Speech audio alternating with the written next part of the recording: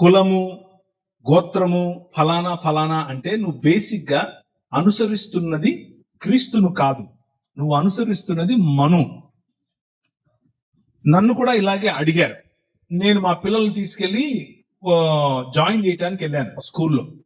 Sir మీ కులం చెప్పండి అన్నాడు. ఎందుకు నీకు అన్నాను. రాయాలి సార్ అన్నాడు. నాకు లేదురా అన్నాను. అటెండ్ సార్ మీరు చెప్పాలి సార్, మీరు ఒప్పుకో. నాకు లేదండి, మీకేంటి ప్రాబ్లము? లేదు సార్ పిల్లలకు చాలా ప్రాబ్లం అవుతుంది సార్ రేపు అన్నాడు. నా పిల్లలకు కదా ప్రాబ్లం, నీకేంటి ప్రాబ్లం? నేను చెప్తున్నాను నాకు కులం లేదని, నువ్వు జనరల్ అని రాయి అక్కడ అన్నాను. సరే సార్ మీ ఇష్టం అన్నాడు, రాశాడు. ప్రతిఘటించడం నేర్చుకోవాలి. తల ఒగ్గేంత వరకు ఈ సిస్టమ్ అనేది అలాగే తల ఉంచు. అలాగని చెప్పి నేను ఇప్పుడు మైక్ పట్టుకొని మీరొవ్వరు కూడా అందరూ ఇలాగే చేయండి అని నేను చెప్పను. అది మీ వ్యక్తిగత చాయిస్.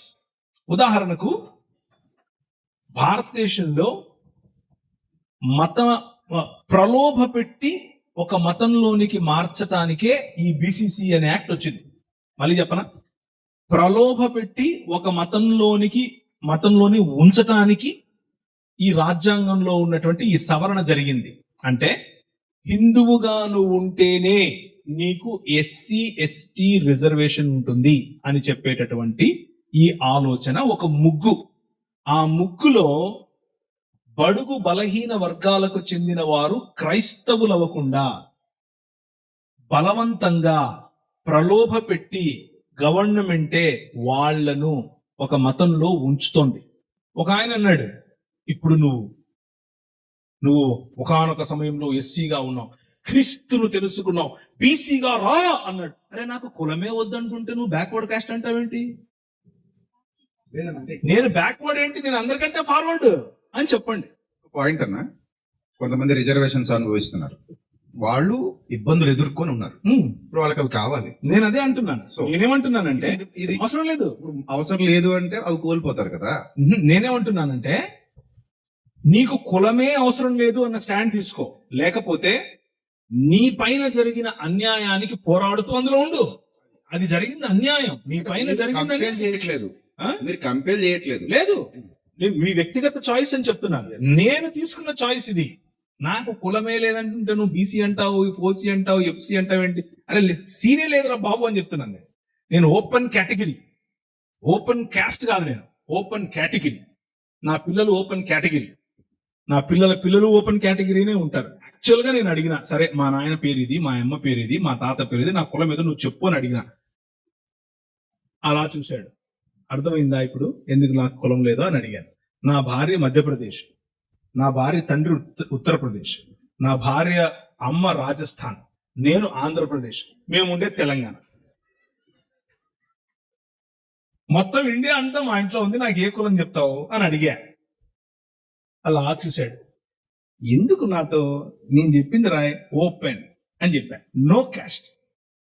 లేదు సార్ కష్టమవుతుంది అన్నాడు. అయితే నాకైతుంది, నీకెందుకు బాధ? అలాగని చెప్పి నాలాగే మీరు చేయమని నేను చెప్పట్లేదు. ఒకవేళ దళిత సామాజిక వర్గం నుంచి మీరు క్రీస్తును ఈరోజు తెలుసుకొని ఉంటే, మీరు క్రీస్తుని తెలుసుకున్నంత మాత్రాన మీ పైన ఉన్న సామాజిక వివక్ష పోలేదు, అది అలాగే ఉంది. కమిషన్స్ అన్ని అవే చెప్తున్నాయి. దళిత సామాజిక వర్గానికి చెందిన వారు కులానికి కాదు రిజర్వేషన్. ఏదైతే మీ పైన ఈ వివక్ష జరుగుతుందో దానికి రిజర్వేషన్. వివక్ష ఇంకా ఉంది, మీకు రిజర్వేషన్ హక్కు ఉంది. సో ధైర్యంగా అలాగే ఉండండి. దీనికి వ్యతిరేకంగా పోరాడండి, పోరాడి గెలవండి. దీని మీద ప్రశ్నించాలి, పోరాడాలి. అసలు మతం మారితే కులం ఎందుకు మారాలనే ప్రశ్న రావాలి. ఇప్పుడు మతం అనేది ఎప్పుడైనా నేను ఇంకోటి అడుగుతున్నాను ప్రజలు. యాక్చువల్గా నేను చాలా మంది మారొచ్చు, చాలా మందితో నేను ఈ డిస్కషన్ చేస్తున్నాను, కానీ అంత తొందరగా అందరూ ఏకీభవించరు. కానీ ఆ పాయింట్ చెప్తాను. నేనేం అడుగుతున్నాను అంటే కొంతమంది అధికారులతో దీన్ని పరిగణించమని అడుగుతున్నాను. ఏమని అడుగుతున్నానంటే, మమ్మల్ని అందరినీ ఎవరెవరికైతే కులం వద్దో వాళ్ళందరినీ ఒక కేటగిరీ చేయండి. ఓకే, అందరినీ ఒక కేటగిరీ చేసి, వాళ్ళు ఏ మతం వాళ్ళైనా ఎవరైనా సరే మాకు కులము లేదు అని చెప్పే వాళ్ళందరూ ఒక కేటగిరీ చేయండి. వాళ్లకు వాళ్ళ సంఖ్యను బట్టి, వాళ్ళు కడుతున్న ట్యాక్స్ ను బట్టి, వాళ్ళకు ఉన్నటువంటి ఆర్థిక స్తోమతను బట్టి వాళ్ళకు రిజర్వేషన్ ఇవ్వండి అని అడుగుతున్నాను. వాళ్లకు రాయితీలైనా ఏవైనా సరే వాళ్ళ సంఖ్యను బట్టి, వాళ్ళు కడుతున్న ట్యాక్స్ను బట్టి, వాళ్ళకున్న ఆర్థిక స్తోమతను బట్టి, స్థితిగతులను బట్టి. స్థితిగతులను బట్టి ఇవ్వండి అని అడుగుతున్నాను. 50 సంవత్సరాల్లో మొత్తం కులమే లేకుండా పోతుంది దేశంలో. వివక్ష కూడా ఉండకూడదు. ఉండదు. ఎందుకు ఉంటది ఇంకా?